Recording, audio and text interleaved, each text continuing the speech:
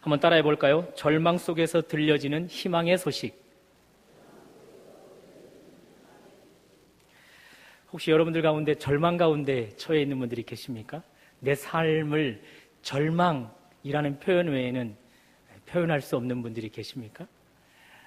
절망 가운데 있을 때 가장 듣기 원하는 소식이 있다면 무엇일까요? 희망의 소식이 아니겠습니까? 오늘 절망 가운데 있는 여러분들에게 말씀을 들으면서 희망의 소식이 들려지는 그런 은혜의 자리가 되시기를 주님의 이름으로 축원합니다.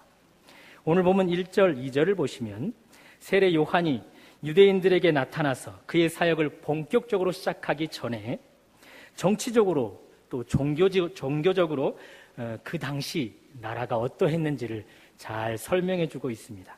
먼저는 이스라엘 전 영토를 넘어 당시 초강대국이었던 로마 황제를 이야기하고 있고요. 그리고 이어서 로마 황제가 임명한 유대 땅에 실질적인 권력을 행사하고 있었던 이방 지도자들을 이야기하며 그 다음으로는 이스라엘 백성들에게 내부적으로 영향을 끼치고 있었던 종교 지도자들은 어떤 사람이었는지 이야기를 해주고 있습니다. 먼저 1절 초반절을 보시면 디베료 황제가 통치한 지 15채 곧 본디오 빌라도가 유대의 총독으로. 눈치가 빠른 분들은 누가복음 2장에 기록된 황제의 이름을 기억하고 계실 것입니다. 가이사 아구스도. 가이사 아구스도가 예수님 탄생 당시 로마 황제였습니다. 특별히 그 로마 황제는 그 당시 유대 총독으로 구레뇨를 세웠었던 것이죠. 유대 총독으로 구레뇨를 세워서 그 이스라엘 땅을 다스리고 지배하도록 하였던 것입니다. 그러나 그 황제 가이사 아구스토가 AD 14년경에 죽음을 맞이하게 됩니다. 그러므로 가이사 아구스토에서 오늘 본문에 있는 것처럼 디베료 황제가 즉위하여 황제의 자리에 오르게 됩니다. 황제가 교체되었기 때문에 자연스럽게 유대 총독 역시도 교체되어야 합니다. 디베료 황제는 앞서 있었던 구레뇨 황제를 해임한 뒤 그가 신임하였던 본디오 빌라도를 총독으로 세웠던 것이죠. 역사학자들은 말합니다. 디베료 황제는 폭군 정치를 행했다. 한마디로 악한 황제였다. 또한 그가 임명한 본디오 빌라도 역시 같은 인물이었다라고 학자들은 이야기합니다. 그래서 그럴까요? 본디오 빌라도 예수님을 십자가에 못 박도록 내어준 총독이었습니다.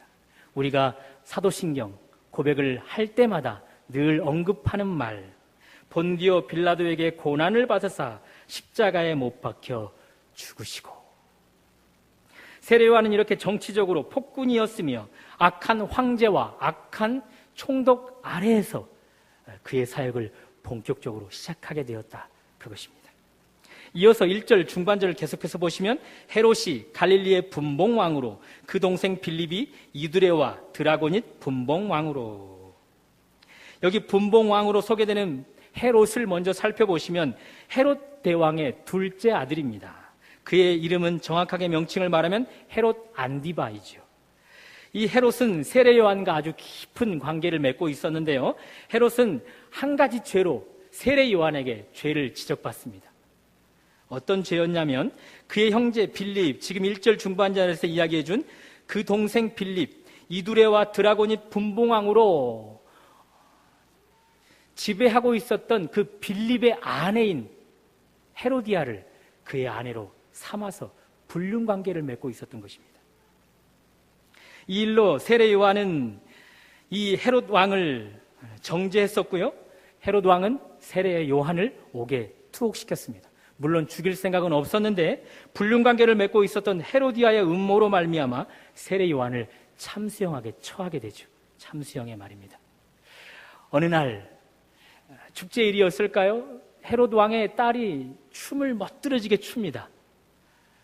그 춤에 흥겨워서 취한 나머지 그 딸에게 이야기를 하죠. 무엇이든지 요청하라. 나라의 절반이라도 주겠다. 그 딸이 엄마에게 묻고 와서는 세례 요한의 목을 달라 요청합니다.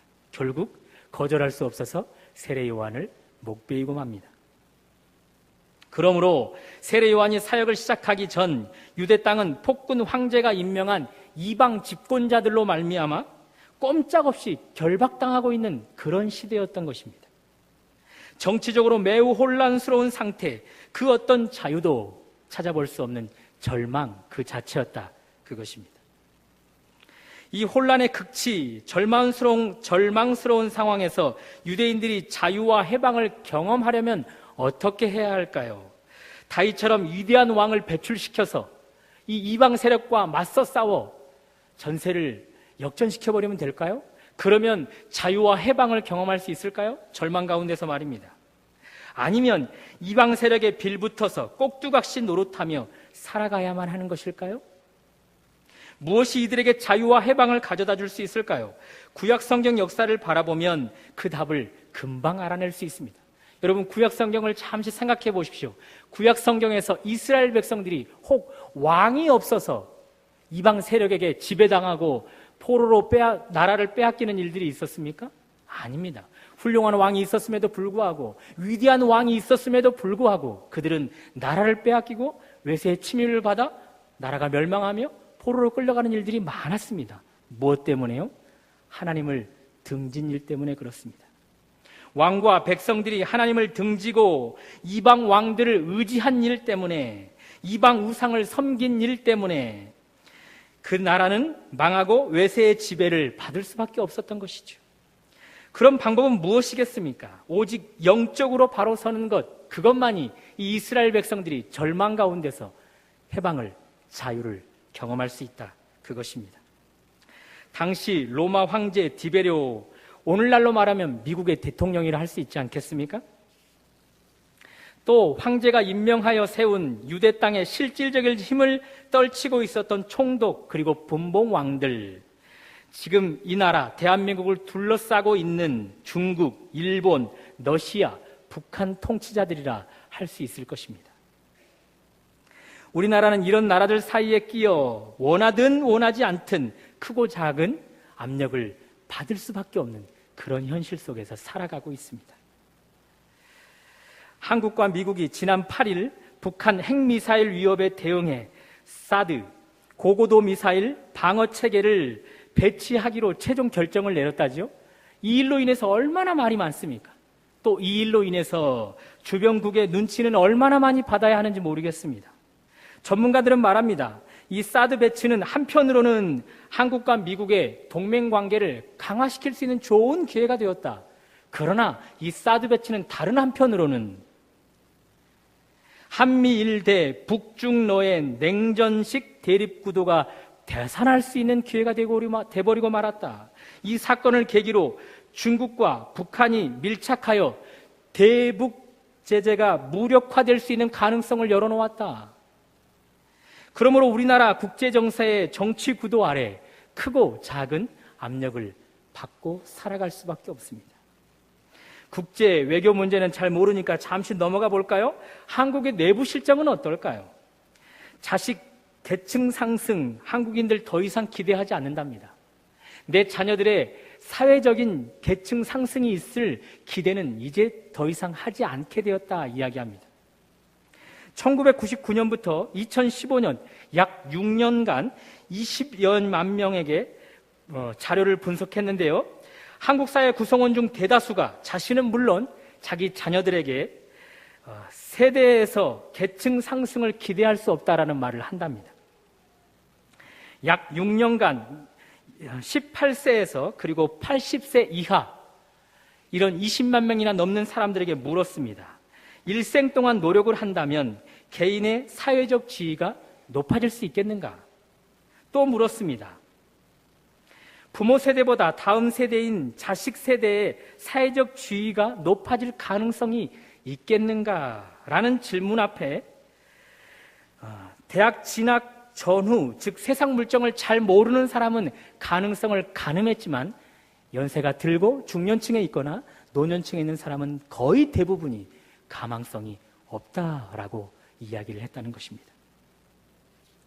연구팀은 2008년 금융위기 이후 장기 불황 탓에 이런 실망감에 젖어 있는 일들로 이런 일들이 나타나고 있다라고 이야기하고 있습니다.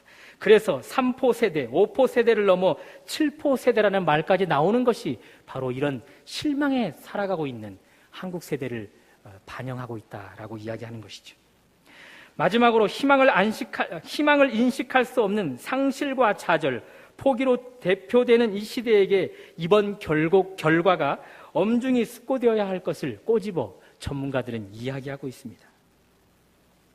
그렇다면 우리나라는 이런 외세 통치권에 크고 작은 압력을 받을 수밖에 없는데, 또 나라 내부적으로는 희망보다는 절망이 드리워져 있는데, 이런 나라에서 어떻게 자유와 해방을 경험할 수 있을까요?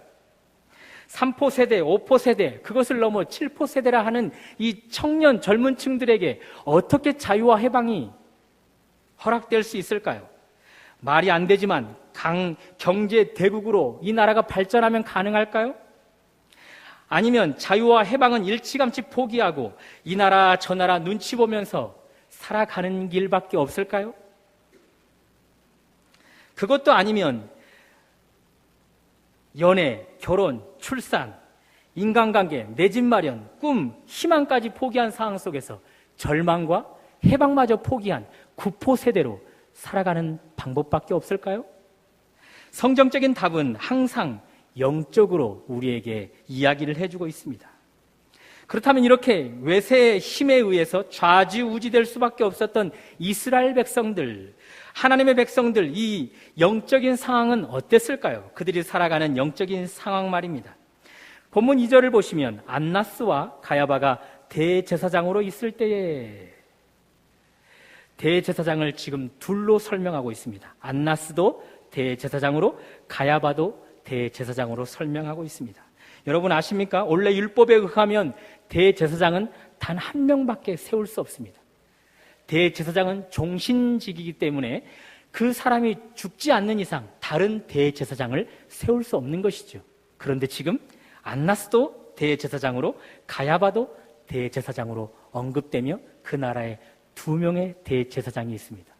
역사학자들은 이야기하죠. 이렇게 이스라엘 땅에 대제사장이 2명인 것은 종교적으로 이들이 그만큼 부패했다라는 증거라고 이야기해주고 있습니다. 어떻게 이 땅에 종교 지도자가, 특별히 대제사장이 2명이나 될 수 있었을까요? 로마 정부는 유대인들에게 더 강력한 통치력을 행사하길 원했던 것입니다. 그것의 일환으로 자체적으로 대제사장을 임명해버렸던 것이죠. 유대인들이 세웠던 안나스를 해임시키고 강제적으로 가야바를 대제사장으로 임명했던 것입니다. 그러나 유대인들은 아직 안나스가 살아있기 때문에 종신직인 이 대제사장직이므로 이 안나스를 여전히 대제사장으로 섬기고 있었던 것입니다. 이렇게 당시 종교 지도자들 외세의 힘에 의해서 종교까지도 탄압을 받고 있습니다. 그러니 그런 시대를 살아가고 있는 이들 얼마나 희망, 자유와 해방을 소망하겠습니까? 그러다 보니 자연스럽게 정치적 메시아를 바랄 수밖에 없습니다. 로마의 압제에서 이방 집권자들을 뒤엎어 우리에게 참 자유와 해방을 줄 수 있는 정치적 메시아, 그 메시아를 희망할 수밖에 없었던 것이죠. 안타깝게도 성경은 정치적 메시아가 아닌 영적으로 그들에게 참 자유와 해방을 줄 영적 메시아를 주고자 하는데 말입니다. 어쨌든 악하고 잔인한 외세의 통치권 아래 종교적으로나마 깨끗해야 했는데 안타깝게도 종교적으로도 혼란스러움에 빠져버린 이스라엘 백성들, 그들은 한마디로 절망스러운 상태에 놓여 있습니다. 한국 교회는 어떻습니까? 정치 세력의 크고 작은 압력을 받고 있지는 않습니까? 모르긴 몰라도 점점 이 정치 세력의 압력들이 교회 가운데 힘을 가해오고 있습니다. 앞으로 더 힘은 더 막강해질 것이라 생각이 듭니다. 나아가 사이비 집단들의 압력은 또 어떻습니까? 한국 교회는 그렇다 치고 성도들의 개개인의 영적인 수준은, 영적인 상태는 어떨까요? 광야의 길을 내다라는 이금미라는 기자가 쓴 책이 있습니다. 그 책을 보시면 이 한국 시대를 설교 홍수 시대라고 일컫는다, 이렇게 이야기합니다.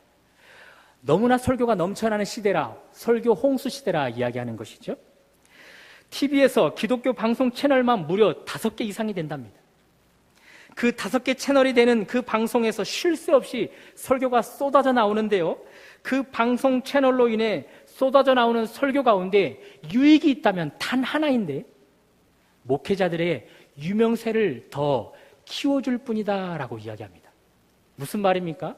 유명한 설교자들이 5개나 되는 이 채널에서 많은 설교를 하는데 성도들이 그 설교에 귀를 기울이는데, 귀를 기울여 삶의 변화를 추구하고 삶의 모습 속에서 죄성을 벗어던지고 하나님의 사람으로 변화되어지는 일에 더 힘을 쏟아야 하는데 그것에는 전혀 관심이 없이 내가 좋아하는 영적인 목회자, 그러면서 영적인 팬이 되는 일에만 치중한다, 그것입니다.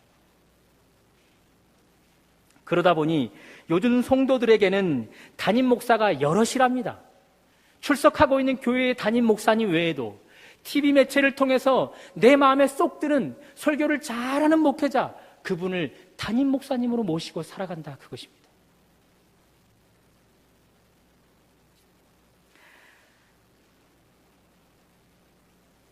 성도들이 말씀을 사모해서 설교 잘하는 목회자의 설교를 듣는 것, 무엇이 문제이겠습니까?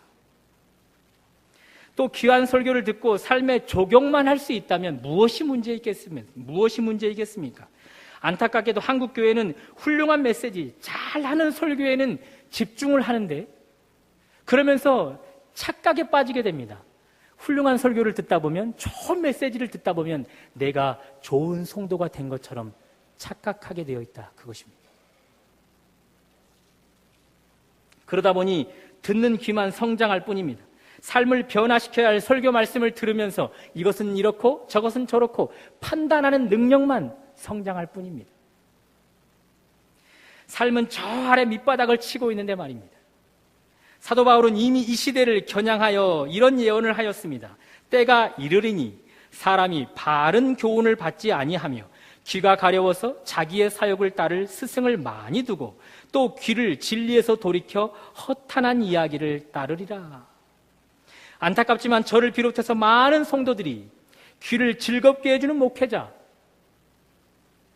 그런 설교만 쫓을 뿐 정작 바른 교훈을 듣고 삶의 변화에는 전혀 관심을 두지 않는다, 그것입니다.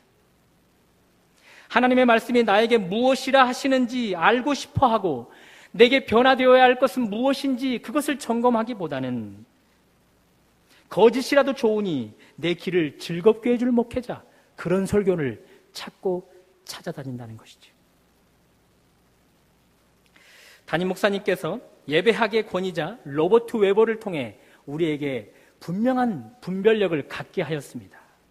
예배 가운데 유일한 관람자, 청중은 바로 하나님이라 분명하게 언급해 주셨습니다. 예배 가운데 분명한 청중, 관람자는 누구시라고요? 하나님. 그리고 예배 가운데 주인공은 다른 누구가 아니라, 설교자가 아니라 회중이라 분명하게 우리에게 말씀해 주었습니다. 예배 가운데 주인공은 누구라고요? 회중이라고요. 찬양대에 앉아 계시고 이 시간 설교자의 설교를 듣고 계시는 회중인 바로 여러분들이 예배 자리의 주인공이십니다. 그리고 설교자는 배우가 연기를 잘할 수 있도록 지도하는 연기 지도자라. 다시 말씀드리면 회중이 삶 속에서 하나님의 허락한 삶의 무대에서 들은 말씀을 가지고 잘 살아내기를 원하는 그런 연기 지도자가 바로 설교자라. 그렇게 우리에게 분명하게 구분을 지어 이야기해 주셨습니다.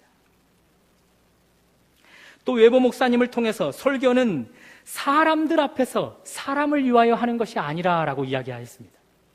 다시 한번 말씀드립니다. 설교는 사람들 앞에서 하나님을 위하여 하는 설교가 아니랍니다. 사람들 앞에서 하는 설교는 사람의 비유를 맞추고 사람의 눈을 의식하기 때문에 변질되어 버릴 수 있다는 것이죠. 그러므로 설교는 사람들 앞에서 하나님을 위하여 사는 것이 아니라 하나님 앞에서 사람들을 위하여 하는 설교입니다. 하나님 앞에서 사람들을 위하여 하는 설교여야만이 하나님의 비유를 마치고 하나님의 눈을 의식하여 사람을 하나님의 사람들로 변해갈 수 있는 참된 설교를 할 수 있기 때문에 그렇습니다. 그러므로 한국교회 성도인 여러분은 한국교회를 건강하게도 병들게도 만들어 볼 수 있는 사람들입니다. 여러분들이 예배 가운데 여전히 설교를 통해서 연극 지도자의 지도를 받기보다는 이것은 이렇고 저것은 저렇고 판단하는 것으로만 삼고 있다면 여러분은 사람 앞에서 하나님을 위하는 설교자로 변질시켜버릴 수 있다, 그것입니다. 물론 1차적인 책임은 목회자들에게 있는 것입니다. 그러나 그만큼 회중 여러분들이 중요한 것이지요.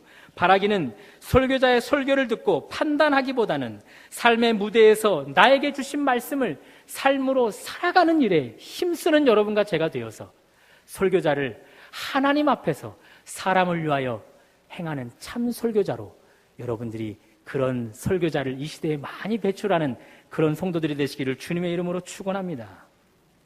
어쨌든 한국교회와 성도들 한 분 대제사장 예수님만으로는 부족한가 봅니다. 여전히 영적 지도자를 많이 두려고 합니다. 귀를 즐겁게 해줄 영적 지도자, 듣는 귀만 성장하게 만들어주고 판단하는 판단력만 성장하게 만들어줄 그런 영적 지도자만 갈급해합니다. 그러니 세례 요한이 등장해서 사역해야 할 시기와 오늘날 우리 상황은 똑같다, 그렇게 설명할 수밖에 없습니다. 그렇다면 큰일입니다. 오직 영적으로만 자유와 해방을 경험할 수 있는데 하나님 앞에 바로 돌이켜 영적으로 회복되는 것으로만 이 영적인 절망 가운데서 해방과 자유를 누릴 수 있는데 정치적으로도 절망 가운데 빠져 있습니다. 영적으로도 절망 가운데 빠져 있습니다. 큰일입니다. 어떻게 해야 할까요? 오늘 성경을 가만히 보시면 2절, 안나스와 가야바가 대제사장으로 있을 때 하나님의 말씀이 빈들에서 사가랴의 아들 요한에게 임한지라. 외세의 힘에 혼란스러움의 극치를 경험하던 이스라엘 백성들, 거기에 종교 지도자들까지 성경이 말하는 메시아가 아닌 정치적 메시아, 왜곡된 메시아, 그런 메시아를 추구하는 등 총체적 난국에 처해 있던 이스라엘, 그런 이스라엘 백성들에게 희망의 소식이 들려옵니다. 하나님의 말씀이 빈들에서 사가랴의 아들 요한에게 임한지라. 사랑하는 여러분, 삶의 절망 가운데 있을 때 바로 희망의 소식이 내게 가까이 왔음을 믿으실 수 있기를 바랍니다. 요한에게 임한 하나님의 말씀의 핵심은 무엇입니까? 4절에서 6절입니다. 광야에서 외치는 자의 소리가 있어 이르되 너희는 주의 길을 준비하라. 그의 오실 길을 곱게 하라. 모든 골짜기가 메워지고 모든 산과 작은 산이 낮아지고 굽은 것이 곧아지고 험한 길이 평탄해질 것이요 모든 육체가 하나님의 구원하심을 보리라 함과 같으니라. 요약해 볼까요? 예수님이 오신답니다. 예수님이 우리에게 방문하신답니다. 그 예수님의 오실 길을 잘 준비하여 그 주님을 제대로만 모셔드리면 모든 육체가 구원을 경험할 수 있다 이야기합니다. 여기 모든 육체가 경험하는 구원이라 하면 예수님이 직접 하신 말씀을 통해서 해석할 수 있죠. 주의 성령이 내게 임하셨으니 이는 가난한 자에게 복음을 전하게 하시고 나를 보내사 포로된 자에게 자유를, 눈먼 자에게 다시 보게 함을 전파하며 눌린 자를 자유롭게 하고. 우리 주님이 말씀하셨던 것처럼 이 예수님의 길을 잘 준비하여 예수님을 제대로만 모셔드리면 진정한 자유, 해방을 경험할 수 있다 말씀하는 것이죠. 개인뿐만 아니라 교회를 넘어 나라까지 진정한 자유와 해방을 그 어떤 절망 가운데서도 경험할 수 있다 성경은 이야기하고 있습니다. 사랑하는 여러분, 우리나라는 그렇다 치더라도, 한국 교회는 그렇다 치더라도 여러분은 자유로우십니까? 아니면 여전히 절망 가운데 사로잡혀 계십니까? 나를 가두고 나를 포로로 짓누르는 것들은 없으십니까? 세상적인 것, 보이는 것에만 집중하다 보니 영적인 눈은 맹인이 된 채 살아가고 계시는 않으십니까? 주님 오실 길을 제대로 준비하지 않았기 때문에 그런 일들이 있는 것입니다. 우리에게 오셔서 참 자유를 주실 왕, 해방을 주실 왕, 그분에게 마음의 붉은 카펫을 놓아드리지 못한 결과 우리는 여전히 절망 가운데 처해 있다. 그것입니다. 어떻게 우리 왕을 그 오실 길을 준비하며 그분에게 마음의 붉은 카페트로 놓아드릴 수 있을까요? 그것은 빈들입니다. 광야로 설명드릴 수 있습니다. 절망 속에서 들려지는 희망의 소식이 빈들에 있는 사가랴 그의 아들 요한에게 임했음을 성경이 강조하고 있습니다. 왜 이 희망의 소식이 빈들, 그것도 광야에서만 선포되어 수 있었을까요? 왜 궁궐에서, 왜 종교 지도자들이 살고 있는 성전에서 이 희망의 소식이 선포되지 않고, 왜 로마 황제가 살고 있는 그곳에서 희망의 소식이 선포되지 않고, 왜 굳이 빈들 광야에서 이 희망의 소식이 선포되었을까요? 이 저자, 특별히 누가복음을 기록한 저자 누가는 그가 이 광야라는 단어를 사용해서 출애굽한 이스라엘 백성들이 걸었던 광야길을 바라보기를 원하고 있는 것입니다. 출애굽한 이스라엘 백성들이 가나안으로 가는 도중에 경험하였던 40년이나 되는 그 긴 광야 생활을 바라보도록 하는 것이죠. 신명기 8장에 보시면 출애굽한 이스라엘 백성들이 가나안을 가는 과정 가운데 광야 생활을 하였던 40년의 생활을 왜 하나님이 허락하셨는가 이유를 분명하게 이야기해 줍니다. 잘 들어보십시오. 내 하나님 여호와께서 이 40년 동안에 내게 광야길을 걷게 하신 것을 기억하라. 이는 너를 낮추시며 너를 시험하사 내 마음이 어떠한지 그 명령을 지키는지 지키지 않는지를 알려 하심이라. 광야를 통과하게 하신 이유가 무엇이라 말씀하십니까? 시험하고 있다는 것이죠.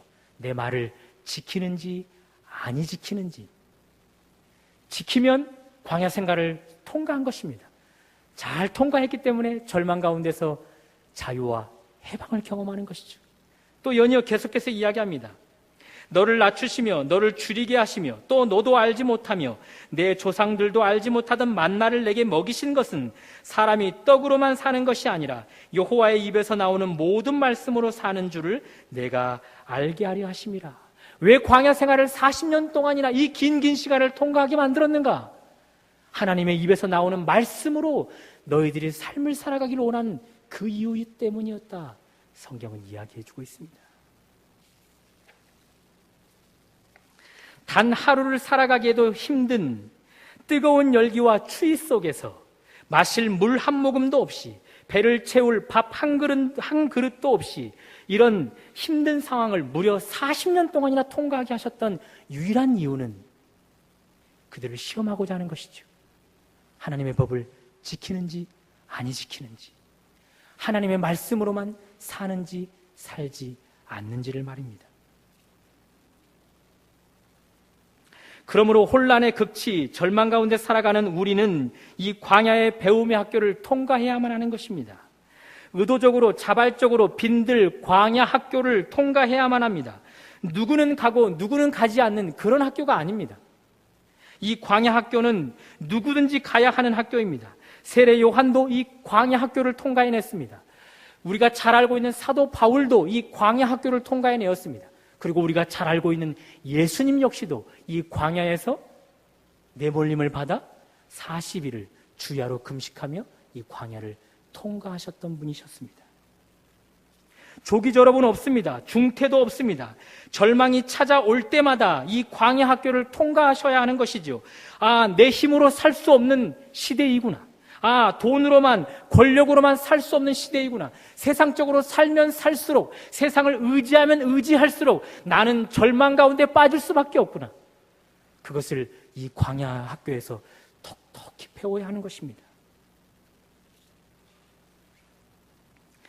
돈으로도 안 되고, 힘으로도 안 되고, 권력으로도 안 되고, 세상 것으로도 안 되는 오직 하나님으로만 가능한, 오직 하나님의 말씀으로만 삶을 살아갈 수 있는 그 삶을 광야 학교에서 배워야 하는 것이죠. 그런 자들만이 주의 길을 온전하게 준비할 수 있는 것입니다. 예수님 오실 길을 제대로 준비할 수 있는 것입니다. 우리 마음의 골짜기를 메우게 하는 것이고, 우리 마음의 산들을 낮아지게 하며, 우리 마음의 굽은 것을 곧아지게 하고, 우리 마음의 험한 길을 평탄하게 할 수 있는 것이죠. 그래서 예수님이 우리에게 오셔서 우리 안에 충만하게 자리를 잡아 영적인 절망 가운데 있는 우리에게 자유와 해방을 주시게 되는 것입니다. 사랑하는 여러분, 어떤 절망 가운데 빠져 있으십니까? 그 절망을 어떤 것으로 극복하려고 하고 계십니까? 오직 영적으로만 우리의 절망은 자유와 해방을 경험하실 수 있음을 믿으시기 바랍니다. 영적인 절망 가운데 빠져 있는 우리에게 희망의 소식이 들려오고 있습니다. 그것은 예수님이 하나님으로부터 우리에게 보내졌다, 그것입니다.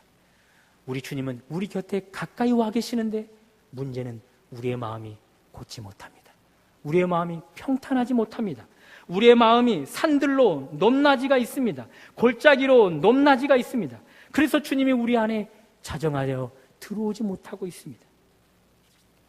다른 방법으로는 어림없습니다. 그러므로 절망 가운데 있는 여러분, 빈들로 광야 학교로 나아가실 수 있기를 바랍니다. 그곳에서 내 힘으로 살았던 삶을 돌이킬 수 있기를 바랍니다.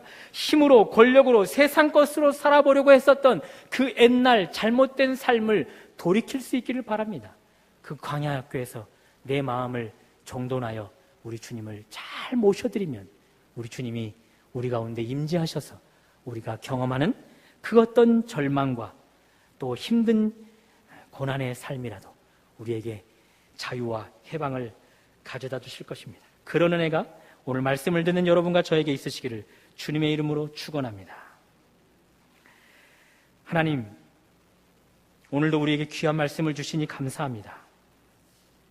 절망 가운데 있는 우리들, 하나님, 영적인 해답으로는 우리에게 희망의 소식이 들려오기를 광야 학교로 빈들로 우리가 나아갈 것을 이야기하고 있습니다. 그곳에서 하나님의 말씀으로만, 하나님으로만 살 수 있음을 깨닫기를 원하고 있습니다. 주님, 절망 가운데 있는 우리들, 정치적으로 여러 가지 수많은 가치관들로 인해 포로가 되어 있고 지배당하고 눌림을 당하고 있는 우리들, 하나님의 광야 학교에서 예수님을 영접하여 모든 눌림과 절망 가운데 자유와 해방을 경험할 수 있도록 도와주시옵소서. 예수님 이름으로 기도드립니다. 아멘.